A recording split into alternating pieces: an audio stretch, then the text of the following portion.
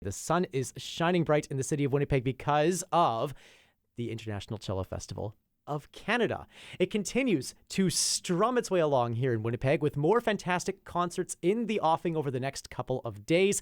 One of the most striking features of this festival is the unique nature of its collaborations, both with local ensembles and within the festival's international lineup of soloists. And perhaps there's no one who represents that spirit of collaboration more so than Denise Djokic. It is through her works collaborating across different artistic mediums that she has been recognized in the past as one of the 25 Canadians who are changing our world by Maclean's magazine.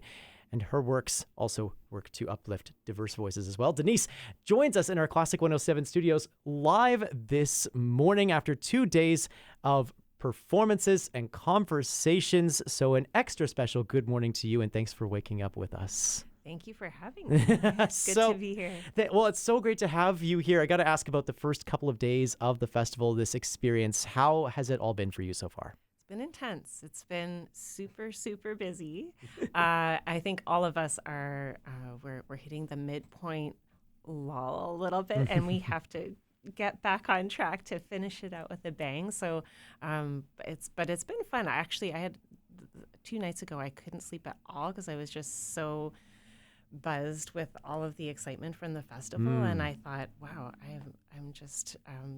I should be tired the next day, but I wasn't because I had so much of this festival energy in me. So yeah, this is not the world's most common gathering as well of all these different cellists all in one place. When you talk about that sort of buzzing excitement, what is it about this environment that is filling you with that excitement that we get to continue to enjoy over the next couple of days?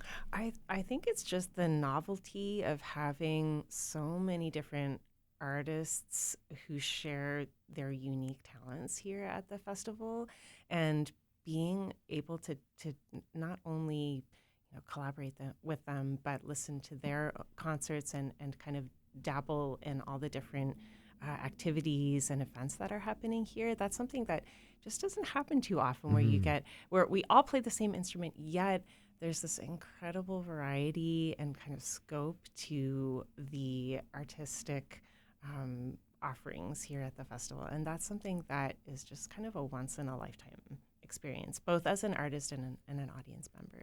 That experience continues over the next couple of days. Obviously, you've got more works in the offing to share. For those who may not be as familiar with the festival's lineup, what are some of the things that you're excited, not only for yourself to share, but maybe to also take in as an audience member, like you were just talking about? Yeah. Well, I was just speaking with someone about how there's going to be a jazz orchestra concert tomorrow, and that's something that I've never heard the Winnipeg Jazz Orchestra, and having cellists perform with them is just awesome. It's so unique. So that is something that I really want to hear. Last night I played in a concert collaboration with choir, which is something that I've always loved, voice and cello. I just feel like the pairing is so natural. And so to be able to participate in that and also have the opportunity to listen to the other cellists and their various collaborations with the ensemble was really special. We'll be able to link to more of those events at our website a little bit later on this morning, classic107.com and the Classic 107 app. I really love even as you're talking about the different collaborations, as you're talking about the unique relationships between cellists and ensembles in those cases, you lit up this room, like very tangibly. You'll be able to see that on the YouTube video a little bit later on if you're wanting to check us out on YouTube. But what does this kind of a festival represent for you, given your penchant, like we mentioned in the introduction, for organizing these collaborations across artistic mediums, cello and jazz, not necessarily the most natural combination, but cello and solo choir as well. What do you take from these sort of collaborative environments, and how does that inspire you to forge those kinds of connections in the rest of your work? Well, I think that there's such new creative energy that happens when you join artists and ensembles together that are not traditionally paired together. And I think that those are the kind of collaborations and discoveries that happen kind of on the spot. You can't plan them. You can say, well, I think I'll put these two people in the same room and see what happens, but you never really know, right? And so I think that there's such a great spirit in having people from across different genres come together, and the cello being kind of the common element here also kind of demonstrates how versatile the cello is and how it can be so flexible and wide-ranging in the amount of musical styles and sounds. And that's something that I've always been just blown away by, especially coming to a festival like this where, for example, all of us are playing in a cello ensemble concert, and the range of repertoire in that concert is, Beatles to Piazzolla to Raphael Ranworth Brown, who you had in the studio the other day, his own composition. So that's something that I think is just incredibly inspiring as an artist, and you take away those memories, and that I think that feeds new creations and projects in our own work as artists. So I really feel grateful to be able to participate in that. It can be a tricky thing to trace this sort of inspiration point, but there's for a lot of artists, there's a point where they're working on their craft, they're working on their instrument, and then at some point there's a tangent that occurs where they go, yeah, I want to work with that person over there, and it sends them into this completely unique artistic, maybe spiral is the wrong word, but trajectory is the word I'm looking for. What was the moment in your career as you were coming up that you started to want to make these different collaborations happen and make that such an integral part of your artistic life? It's hard to pinpoint one moment, but I think things started to happen gradually and by chance that led me down a path of wanting to collaborate more with different kinds of artists. And I think we all just, as humans, we all grow through different aspects of the just whole human experience. And so having the opportunity to learn from another artist who is completely different than yourself is something that I think you can't learn in school. You just have those real life experiences, and then you discover something, and you decide that you want to pursue a certain path. And when I first started out performing, I just happened to have the chance to work with dancers and begin working with a couple of ballet companies, and it really opened my eyes to the relationship between the body, the human body, and the art that we create, and how us as instrumentalists, we often feel a little bit detached from the instrument, like it's this thing that we have to master. And there are various ways of tackling all the challenges that come up, but everything is connected, right? Your body is part of your instrument, and as of course singers know that maybe more intimately than we do as instrumentalists. But that really fascinated me, and I was super inspired by seeing how dancers, how they move, how they breathe, how they even stand, like just thinking about how they stand and breathe. And so that brought a whole new awareness to my playing, and I felt really inspired by that. And so I think since I did work with a couple of dance companies, that kind of set the tone for more opportunities to come down my path. And so I was really happy that because I had performed with some ensembles, I was approached by others, and I got to do more of that just naturally. I mean, there's so much to break down within all of that, but I would imagine after these collaborations with dance ensembles in particular, that there is this, as you mentioned, a new awareness of the body and how it can create art. If you were to listen to recordings that you made prior to those dance collaborations, how do you think that they would sound different on your instrument? Ooh, that's a good question. Maybe I'll have to listen to my own recordings and see if I can find a difference. I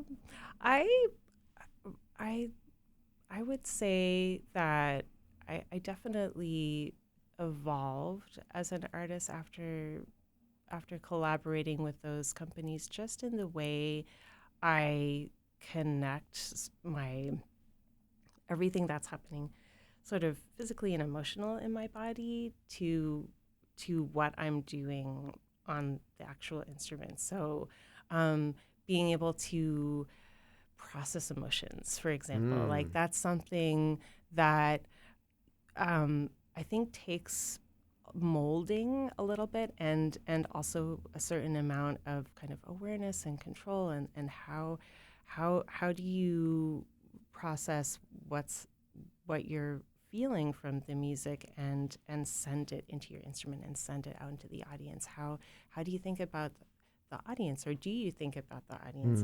Do you I think there's this natural connection that comes about when you really feel free expressing yourself, and I feel that that's something that I've picked up on more in those performances is just the actual kind of energy and connection that happens in the room, versus when I was younger and maybe was in my box and thinking about my own stuff. Yeah. So being able to access that, I think, has brought more into my own performances. I love the image of connection that you were just drawing there. And it also occurs to me that so much when it comes to dance, and especially with ballet, which is something that you've worked with a lot, has to do with dancing with a partner, collaborating with others on the stage.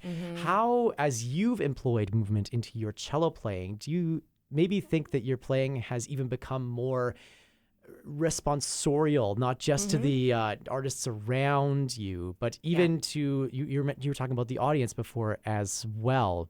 So maybe even the question I'm asking is how much more community minded, if I can even say it that way, does your cello playing become for all of these different collaborations where response is so much of the equation? Yeah, that's so true, and it does become extremely community oriented. I think in just how one has to be really an open vessel for receiving communication from audience and other artists, and I think allowing yourself to experience that rather than going into a situation with kind of a set idea of what should be done is really important, and that's something that I try to communicate with my students a lot as they're experiencing new things in their development, and I think that can be really helpful, especially in a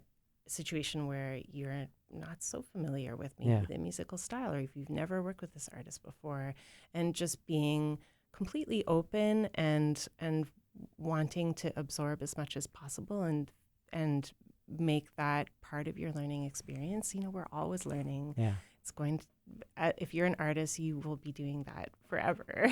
Right. So, I hope that answered your question. Well, to some degree. It did. And I bet you that the students that you now teach, you just started a new teaching position, as a matter of fact. I did, yeah. So as you are working with new students who are not just going into this new chapter of their musical lives, but they're starting often just a new chapter of their lives writ large in the university context, how has working with movement and these sort of responsorial ideas that we've been talking about, how does that influence the way that you teach the cello? It comes into the picture in a big way, and partly for injury prevention, because that's something that so many musicians experience. And I think that just having an awareness with the connection of your body to your instrument is super, super important. And that, I think, should be established really early on. And so things like pain, tension, things that you're experiencing when you play it and also when you're not playing, those are things that I think really should be honored as as you're developing and as you're learning your instrument.